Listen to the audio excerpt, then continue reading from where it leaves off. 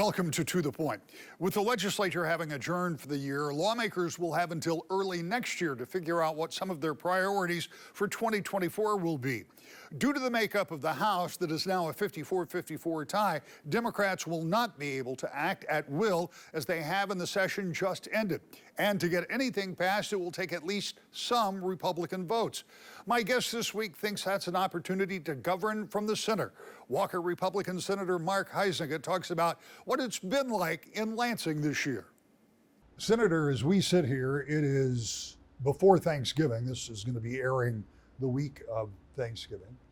And we would be talking about what you're going to do when you go back to session in December, but you're not. You're not going back to session.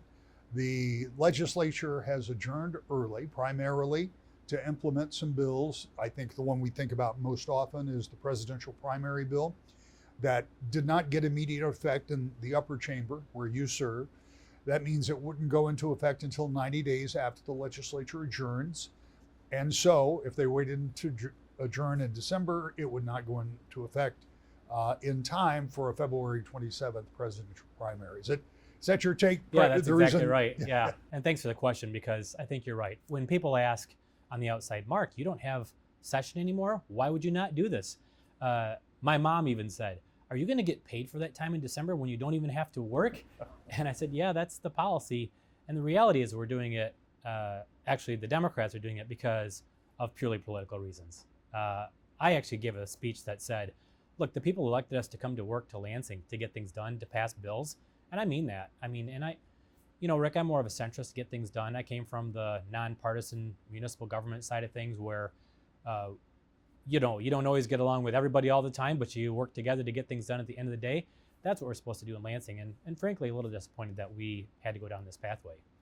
Well, there were a number of things, and I've talked to the quadrant leaders, including the Speaker of the House, and Democrats point out that there were a lot of bills that did have bipartisan support, which is true, which is always the case in Lansing. No. But it's on the big stuff where Democrats were voting with just Democratic votes in some cases.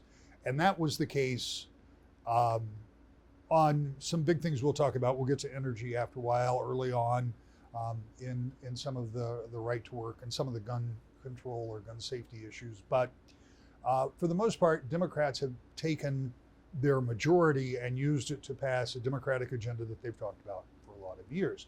In addition to having some bills they wanted to put into play earlier,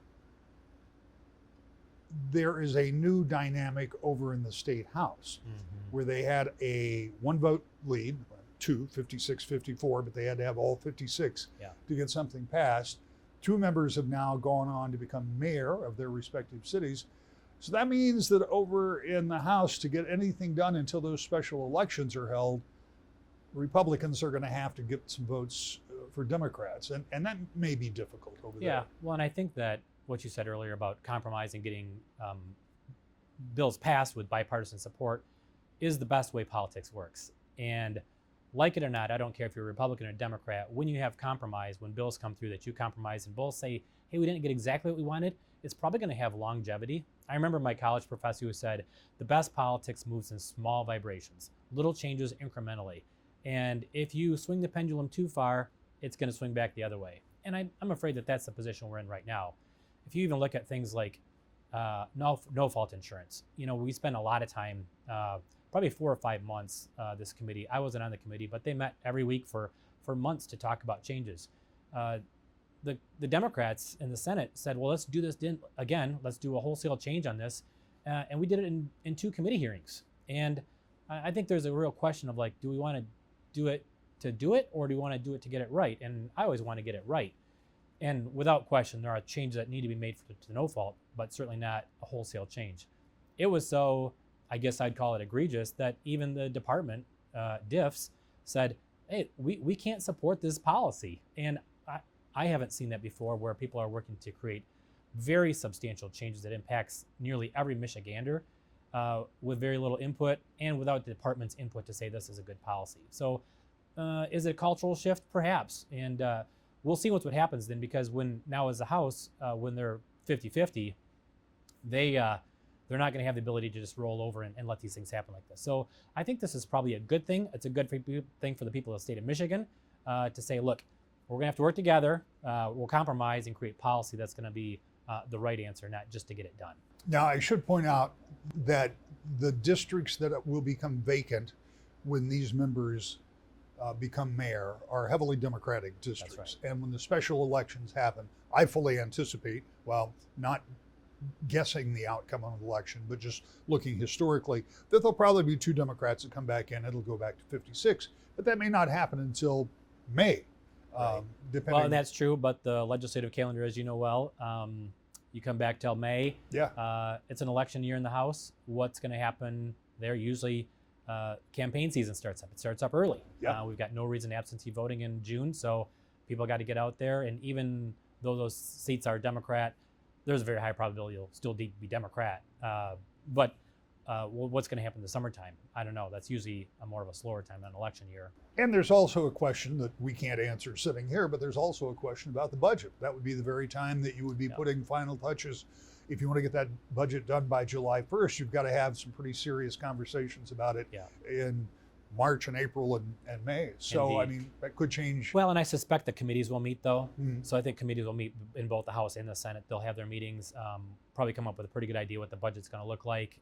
And then maybe late May, then they have the reestablished quorum or majority that they can actually get that passed, I would guess. Let's talk a little bit about what it's been like to serve this year, because I've been covering the legislature for the better part of 3 decades. And I don't remember a time when the pace was quite like this one, where the majority party brought in so many really big pieces of legislation, kind of trajectory changing kind of legislation that they brought in and worked on all at the same time. What was it like? You've served in the majority when you were over in the House and for time in the Senate. Special time too. Yeah. Yeah. And what has it been like for you, and what has the change been like, do you think, in the chamber? I would say it's been a frenzied pace, moving things very quickly. You mentioned energy policy, for instance. The last time they did a rewrite of energy policy for the state, they spent a substantial amount of time. I think it was a couple of years, having hearings, identifying what the best practice would be, looking at things like the renewable energy portfolio standard that says how much can come from renewables. They set targets of 15% over a certain period of time, and actually utilities were ahead of the curve on that one. They got it done early. But instead, we moved towards a policy that doesn't really have input from Republicans, and it changes the way that we're going to generate electricity for the entire state of Michigan, but at what cost? We saw that in the state of Wyoming, there was a change where Rocky Mountain Power went to renewables. Their power went up by 26%. We'll see what happens in Michigan, but it's more than just those costs. The intangibles, where do you put that many solar panels? Last I heard, they were looking at something like 300,000 acres of farmland that they would take away. I did a ride along with a corn farmer last week, and he said, Mark, I have somebody knocking on my door almost every week. Can I lease your land on a 20 or 30-year basis? You take out 300,000, 350,000 acres of farmland, that is significant. Michigan is the second most diverse agricultural state in the country. We have a huge part of our state that's based on agriculture. I think there's unintended consequences. And so moving slowly, more intentionally, that's the way I would prefer. That's just not the way that they worked. Well, what do you think happens in that case? I mean, are there going to be, is it realistic to think that in 17 years, the 300,000 acres of land will be used for solar panels? Is that really, who is going to cover that cost? Is that all going to be passed on to consumer or to the folks? I would say that I think it's highly improbable. There'll be a different governor, there'll be a different legislature, things change. I know people in the legislature always think that they're in control, and they are, but it's for that very narrow window of time. But I don't see it as being sustainable or one that's going to be able to be operationalized, if you will. And it's just like electric cars. The batteries have changed dramatically. Do people want electric cars? Some do, some don't. But that's kind of how America is supposed to work. It's more about you have the right to choose what you want to. In fact, the governor wants to have us being all heavily on EVs is a very national narrative that comes from the Biden administration as well. and that's fine. But I don't think that we should take away that right from people as well. Technology changes very quickly. Even if you look at solar panels from 25 years ago, people said Michigan's not a state that you can do solar panels. I know they can work here, they do, and in fact, in many respects, they can be cheaper than some of the more centralized distribution systems with coal-fired plants and things like that. But it's happened over time. That's allowed the technology to catch up to it.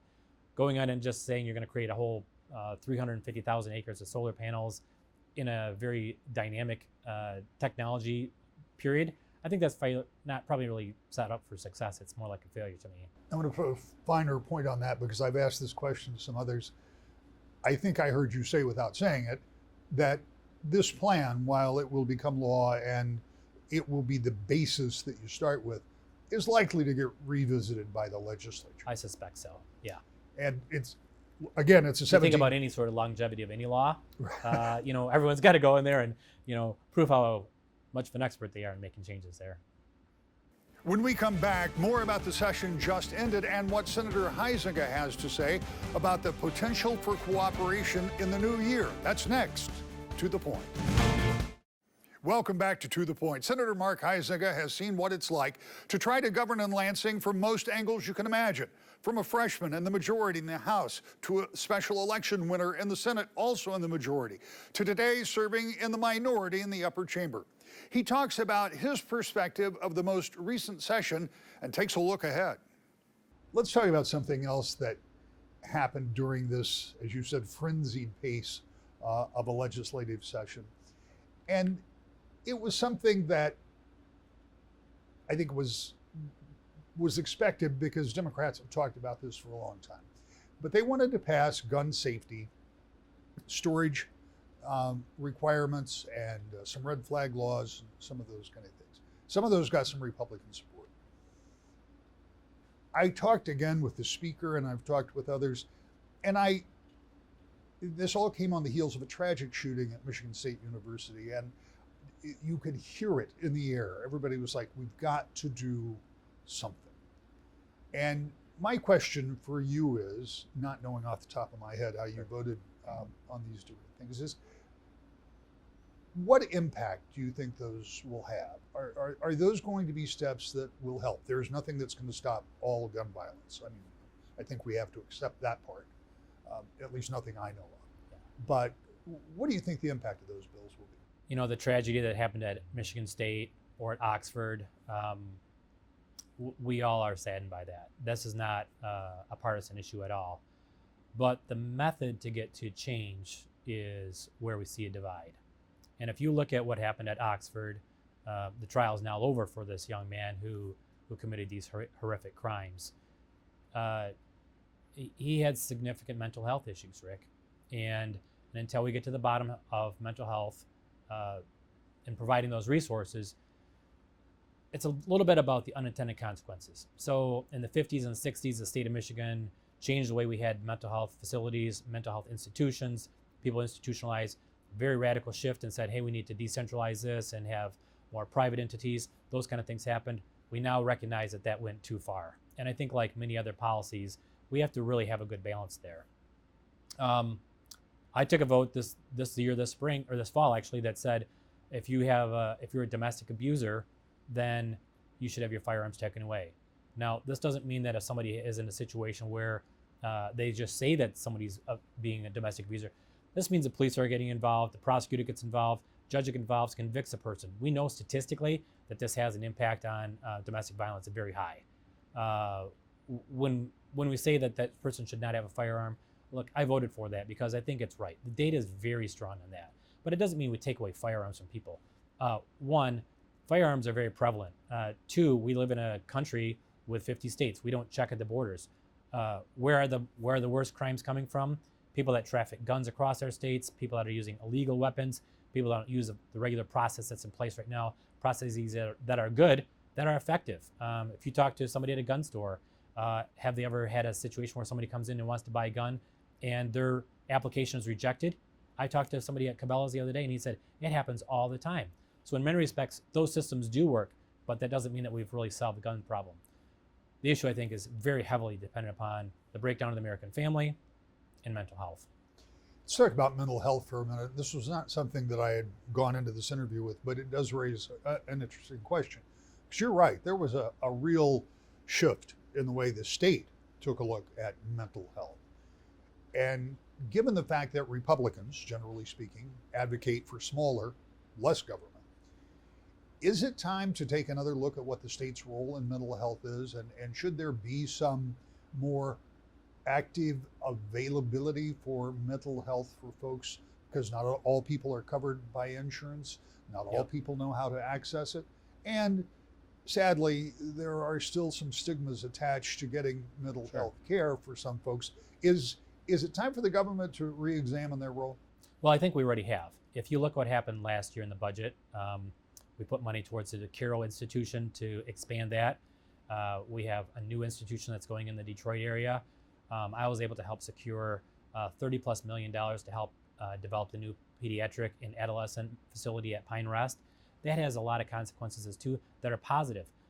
In the current model, if someone has a mental health issue and they can't get into an institution, they go to DeVos Children's Hospital and there they sit, and a nurse has to go in and check on them. They're really not equipped. They're not a psych med unit. Unfortunately, that means that it clogs up the system there, clogs up their ED.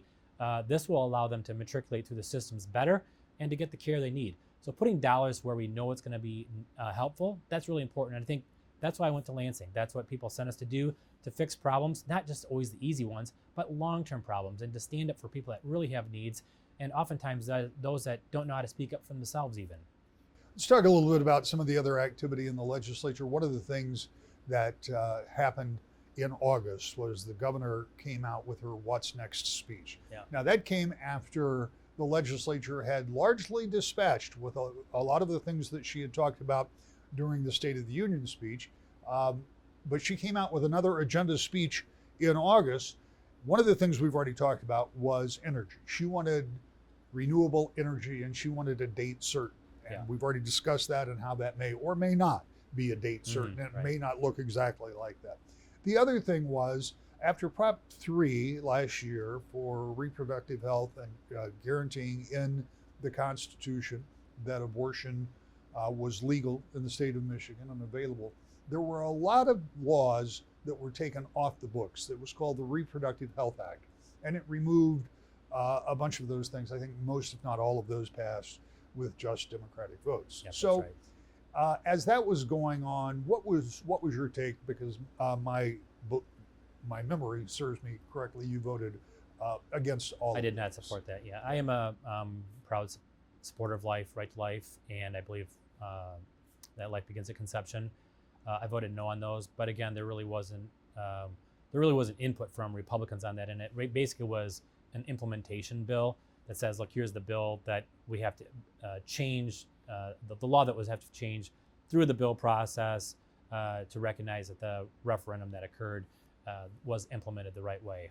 I didn't support that proposal, and so then I still voted no on that. As we kind of come to the end of our conversation, we've got a few minutes left, and I've talked about how Democrats got their agenda passed and how that was the focus, and that's, elections have consequences, and they went out and they won those elections. But what, as a senator who has your district to deal with, what are some of the things you think might have been accomplished during this session that will be positive for your constituents and or for the state? Well, again, I'm more of a centrist, so I think that there are a lot of things that we accomplished. When we look at, especially in the appropriation side, standing up for sexual trafficking, human trafficking, domestic violence, sexual abuse, domestic violence, and those kind of things. The request in the budget was for something like $3 or $4 million. It's a VOCA funding thing which comes from the federal government, means it's uncertain. The chair told me afterwards, she said, Mark, it was really great to have you stand up for this because you're a male and you're a Republican. And I thought, well, this is an easy one because I've toured these facilities. I've heard from people about what domestic violence looks like and hear what human trafficking is. Before I was in the legislature, I didn't really even understand what the human trafficking complex was. And we were able to get over $28 million for that. That's statewide, but we need to do more things like that. And so it's a little bit like mental health. We know this elephant in the room is here, but we still have to fund it. Is it super sexy? Is this something that you can go back to your district and say, hey, look what I did, look how I supported this? No, but at the end of the day, these are the things that really matter to people. How we make our population grow here, I think, is one thing that I would talk about that I probably wish we'd do a little bit more with. But creating a population commission probably isn't the right answer.